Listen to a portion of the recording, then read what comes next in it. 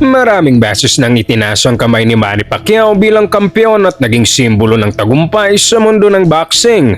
Ngunit sa likod ng kanyang makasaysayang karera, may ilang laban na hanggang ngayon ay nananatiling kontrobersyal at pinag-uusapan pa rin ng boxing world. Mga laban kung saan para sa marami, ibang naging resulta sa scorecards kumpara sa totoong nangyari sa loob ng ring.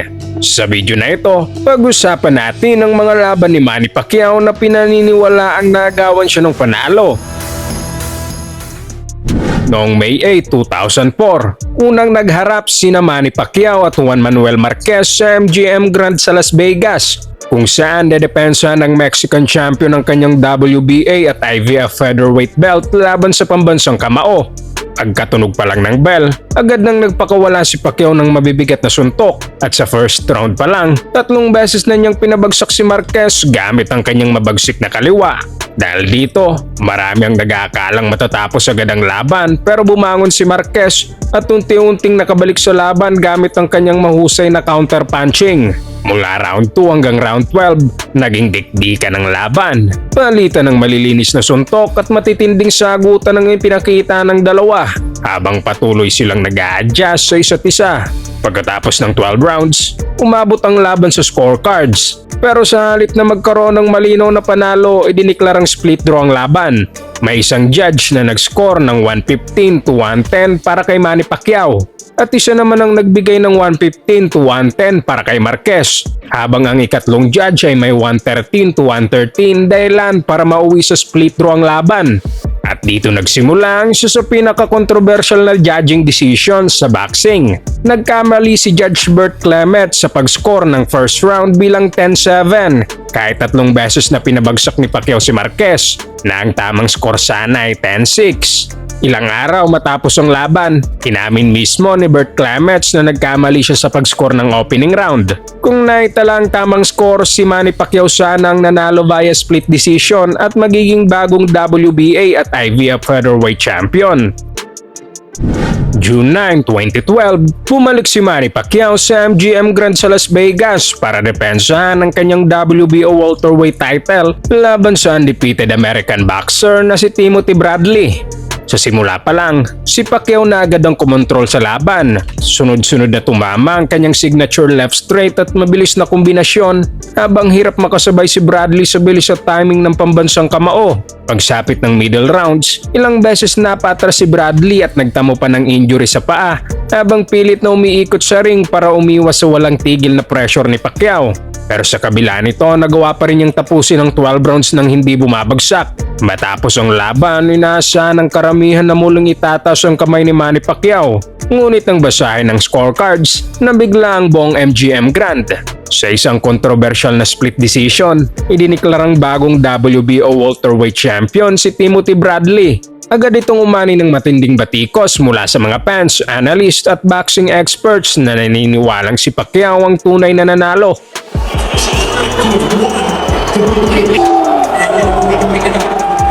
To wonder how in the world did those judges score the fight the way they scored it. And Bob Arum said after the fight, he went into the ring and Timothy Bradley said to him, "Bob, I gave it my all. I just couldn't beat the guy." It is just disgusting what has transpired.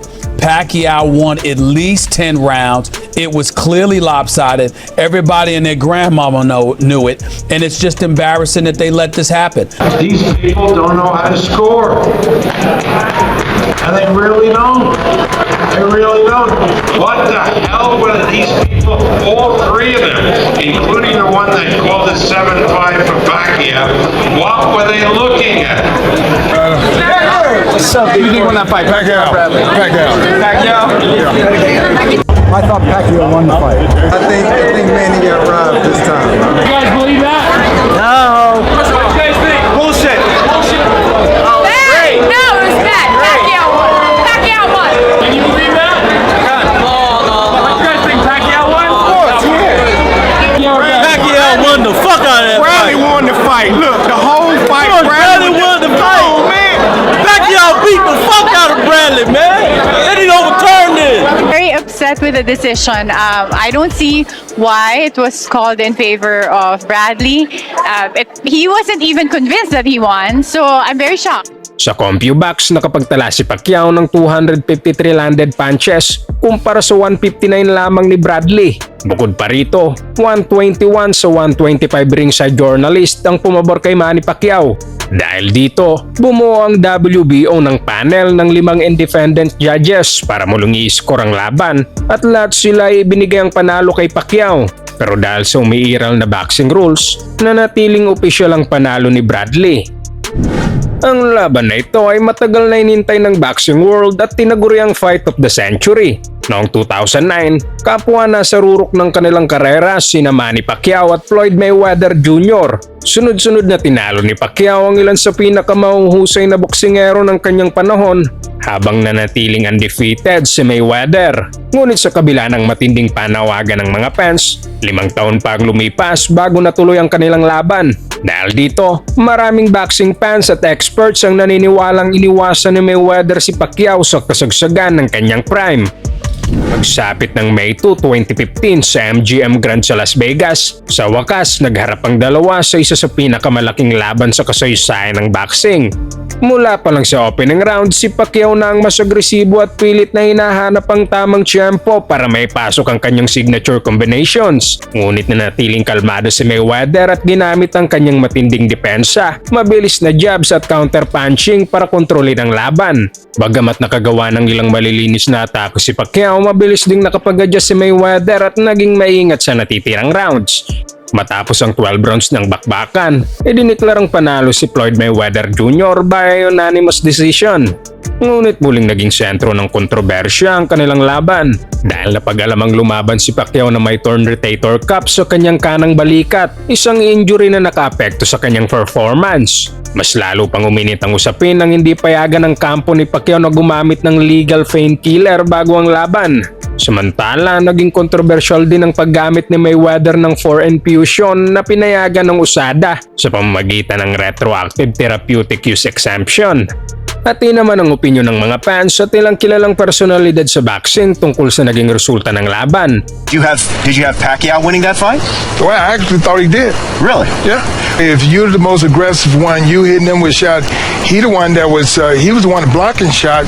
But I'm telling you, Pacquiao, I've seen he hit him more time than he hit Pacquiao. Then nobody hurt each other real bad. Right. But the fact of the matter is, if don't nobody hurt each other bad and one guy throwing the more punches, then how do you score the card? Yeah. El único que tiró golpes fue Pacquiao.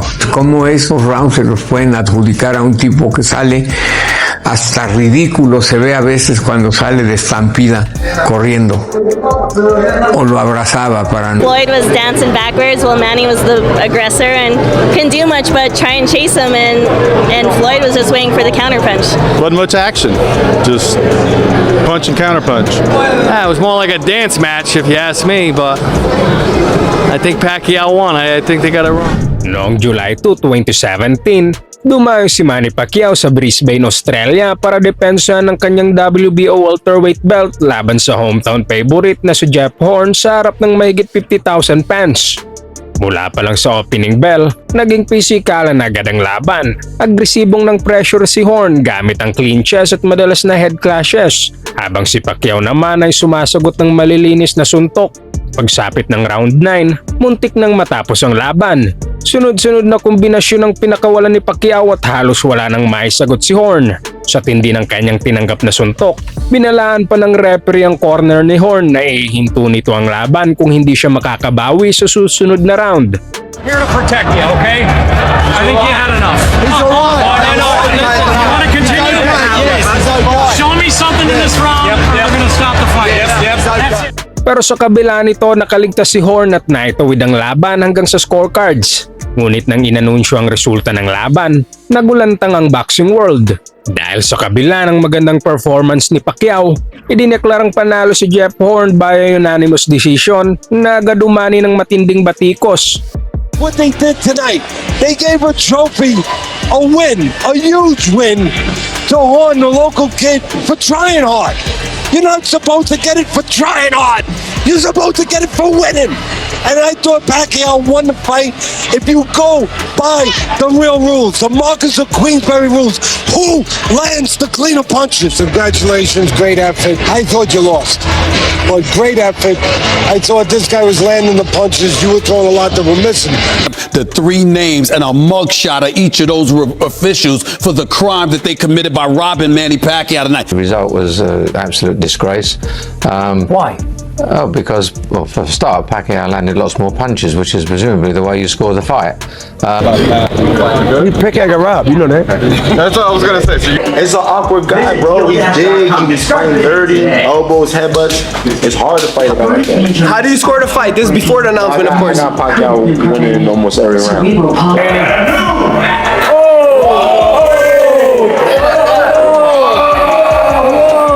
What do you say? Bro, like, I hate this. Disgusting, bro. Disgusting, bro. That's bullshit. Oh, that's bullshit, man. I think it was a bad decision. I think it was a bad decision, but that's boxing. You win the fight? Yes. I think he's won. Yeah, won. I think he's won this fight. ¿Cómo se la robaron? They robbed him? They robbed. Did you watch that fight? Yes, I did. I was shaking my head based on the decision. Let me tell you, I gave Pacquiao at least 9 rounds, 8 easy, but there's no way in the world that Pacquiao lost that fight. No way in the world. Sa CompuBox, nakapagtala si Pacquiao ng 182 landed punches, halos doble kumpara sa 92 lamang ni Jeff Horn. Karamihan din sa international media ay nag-score ng laban pabor kay Manny. Hanggang ngayon, para sa maraming fans at eksperto, ito ang isa sa mga laban na dapat ay si Manny Pacquiao ang nagwagi. July 19, 2025, muling nabuhay ang excitement sa boxing nang magbalik sa professional ring ang 46 years old na si Manny Pacquiao matapos ang halos 4 na taong pagre-retiro mula sa kanyang huling laban kay Yordenis Ugas noong 2021. At sa kanyang pagbabalik, agad niyang hinarap ang reigning WBC welterweight champion na si Mario Barrios sa MGM Grand sa Las Vegas. Hindi lang simpleng comeback ang pakay ni Manny. Layunin niyang mabawi ang world title at muling gumawa ng kasaysayan bilang pinakamatandang welterweight champion. Sa umpisa pa lang ng laban, agad ipinakita ni Manny Pacquiao na hindi pa rin nawawala ang kanyang signature speed, mabilis na kombinasyon at aggressive pressure. Sa kabila ng 8 pulgadang reach advantage at halos 10 taong kabataan ni Barrios, paulit-ulit na nakakapagpasok si Manny ng malilinis na straight left at mabilis na kombinasyon. Samantala, umaasa naman si Barrios sa kanyang mahabang reach at counter punches para kontrolan ng distansya at pigilan ng pag-atake ni Manny. Matapos ang 12 rounds ng bakbakan, 2 judges ang nagbigay ng 114 to 114, habang ang isa ay may 115 to 113 pabor kay Mario Barrios, dahilan para mauwi sa majority draw ang laban. Sa kabila ng resulta, marami ang humanga sa ipinakitang performance ng 46 years old na si Manny Pacquiao. Maging ang ilang kilalang boksingero ay nagbahagi rin ng kanilang opinyon tungkol sa laban. The decision is a majority draw. Manny Pacquiao outpunched that man, outlanded that man. Honestly, a split decision. Pacquiao, anything. If they're going to judge it like that, I give it Manny Pacquiao a split decision. It was a close fight, but it could have went either way. But Pacquiao looked good, man. Pacquiao looked good for those first 8 rounds. He looked real good. I thought it was a good fight. I thought Pacquiao did enough to win, but nonetheless, it was a great fight for the fans. That was unbelievable. I thought he was going to slow down a lot. Man, he looked great tonight on. I told my son he gonna get a second win, or he gonna slow down a lot, man. And he didn't, man. I had him winning this fight, bro. That was crazy. Yo, man, Pacquiao won that shit. Pacquiao won that. Did you agree with the draw shot? No. Did you agree with the draw? No, I didn't agree with the draw. I thought Manny won. I thought he won hands down. Jim, did you think Pacquiao won that fight? It was good. Manny Pacquiao won. Yes, I did. Clearly, was there any room for discussion? It's clear to me. I'm not a judge, but it's clear to me and clear to my eyes. And it's a shame. It's a shame for boxing. Who won, Devin? Manny won 7-5.